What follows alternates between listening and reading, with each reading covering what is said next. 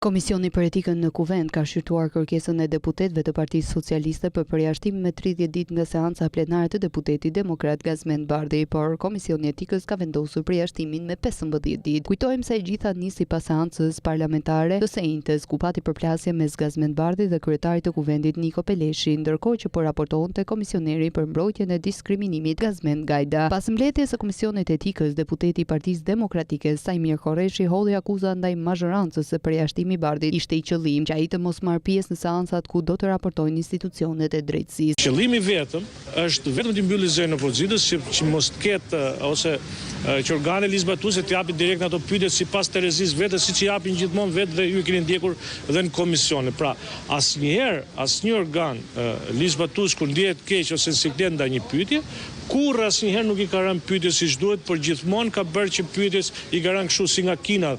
siç janë ato, siç ka Terezi vetë, ndaj që edhe pikërisht është patjetër që fjala e deputetit prevalon. Ne nuk e kemi as rregullore se si mënyrën se si drejtohen pyetjet, pra përveç se është një praktik që ka të paktën konsideruar 5 vitet të fundit, që unë kam qenë prezent që ne kemi bërë pyetjet me shkrim. Thash edhe një herë, ne nuk kemi rënë prej provokimeve, por ka qenë një reagim ndaj një vendimarrje që